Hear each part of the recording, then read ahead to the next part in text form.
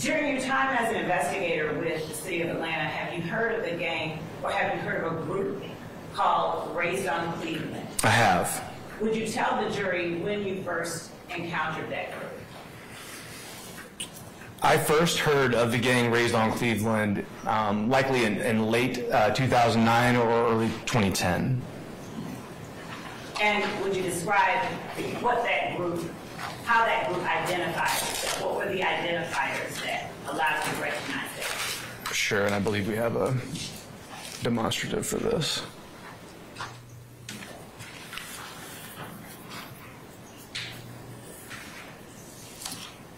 So the gang Raised on Cleveland, we began observing in the Cleveland Avenue area, the area surrounding Cleveland Avenue in southwest Atlanta. We believe the gang was formed in 2006 or 7. As I've said, I came to the gang unit in 2009 and began interacting with them shortly after that. And we have identified over 100 members or associates of that gang through the extent of that investigation. Is there a shortened name for, you have it on the next slide, for that group? Sure. So they called themselves Raised on Cleveland, but they also referred to themselves as Rock Gang or Rock Crew. And do they, go ahead. I'm sorry, within gangs, oftentimes, especially as they grow larger, there may be subsets or crews or cliques within the gang itself, smaller groups of people who are maybe closer or tighter within that larger organization. So you can imagine an organization of over 100 people, there are certainly going to be sort of subgroups within that. Within ROC, a couple of those were Young Crew, which they called Young Brew, and we'll explain a little bit more about that in just a minute. And also another one called Young Loyalty. Raised on Cleveland was one of the earliest of those gangs that I told you earlier called hybrid gangs. They were a local group, obviously Raised on Cleveland. They're saying we were all from Cleveland Avenue area. They're all from that area. But we began seeing them and observing them picking up the identifiers that we would traditionally associate with gangs that are associated with the Bloods. They started wearing red bandanas. They started using the number 5, including in 5-point stars. They started using their own hand sign. Again, that's a local thing, this triangle hand sign. They would get tattoos with the gang's name, ROC or Rock Crew, things of that nature. And they would add in, along with that, those 5-point stars or the number 5 or adding in red accents to their tattoos particularly. They would tag up the area in their community with the gang's name and with some of these same identifiers that we associate with the Bloods. And of course, tagging that was meant to disrespect rival gangs, including the Crips, which are of course the sort of mortal enemy of the Bloods. They began wearing, of course, red bandanas, also custom clothing for the gang itself, which incorporated both their local identifiers and those national traditional identifiers, including some shirts that said, "So what, we blooded," announcing that they were associated with the Bloods. And they began taking on other blood gang identifiers, including those for a particular blood gang called Sex, Money, Murder. Now, were they associated with any other gangs within the city of Atlanta? They were. 2 gangs they associated with were from the Cleveland Avenue sort of greater area, which were Red Cartel and Creek City. And they also formed an alliance, a partnership with 30 Deep, which was based in the Mechanicsville neighborhood. Now, how were you all able to determine, or in your opinion rather, was Raised on Cleveland, that group that you named called Rock Crew, was that a criminal street gang? Yes, ma'am. Cases. Not the unintended jury. Overruled objection, Mr. Steele. Yes, ma'am. Objection, Your Honor. Also, will second. Overruled, Mr. Sharp. And how is it that you are able to classify, what is it that forms the basis for your opinion that Rock Crew was a criminal street gang? As shown on this previous slide, these are some, it's an overview of the identifiers that we saw that matched up with what the law lays out for us can be evidence of a criminal street gang. In addition to this, we investigated many incidents that were determined to be related to the gang's activities, actual criminal activity, criminal behavior by the gang. Now, you list on your slide rival gangs. and you have a couple of names. Would you explain to the jury what that is and why those names are there? They had two main or sort of important rivalries in those early days. One was with a gang called Young Gunner Clique from the Thomasville area in southeast Atlanta. Young Gunner Clique notable because they were one of the earliest hybrid Crip sets in the city. And both of these areas are served primarily by South Atlanta High School. So we saw numerous instances of conflict between these two neighborhoods and between students from these different areas who now were aligning with the Bloods and the Crips and saw each other as enemies or rivals.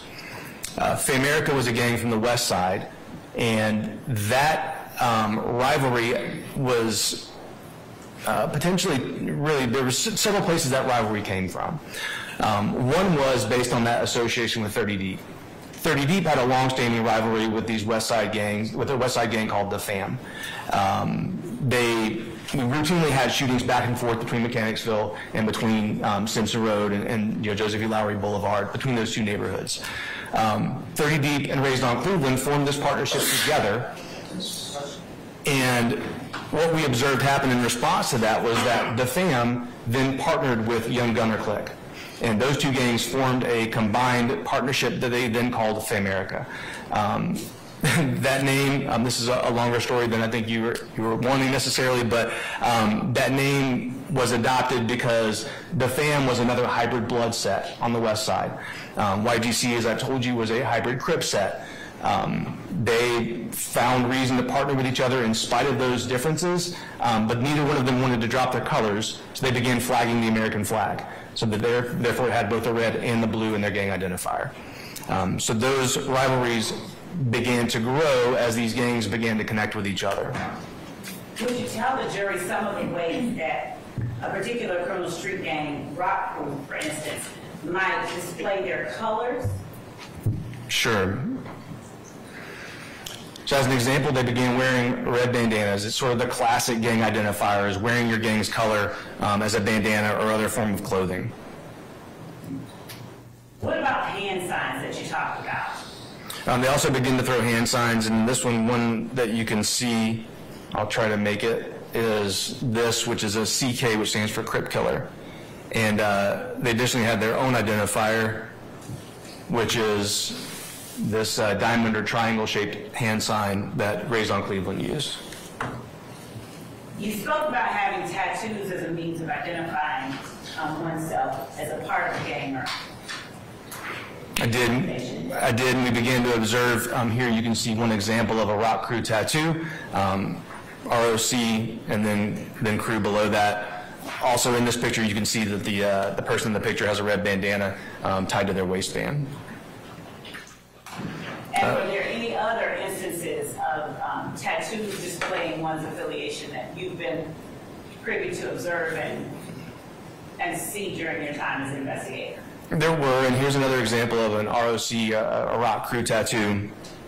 But as Rock Crew went from being a local non-traditional gang to this affiliation with the Bloods, we began to see their identifiers changing. We began to see members tattooing themselves with things that initially were very subtle, but we began to discover were actually more traditional gang identifiers, including incorporating that color red. Chuck Taylor tattoos in varying colors can be an indicator of gang activity, certainly is not always. And as you can see here, this Smile Now, Cry Later face tattoo, also the two masks are wearing red bandanas on them. So you begin to see things like that. This were subtle sort of indicators there may be more going on than just this local neighborhood gang activity.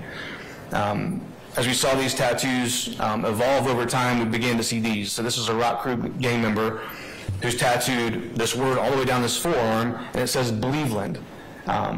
They're from Cleveland Avenue, but it says Believeland because Blood gang members typically and often will disrespect the rival Crips by avoiding the use of the letter C.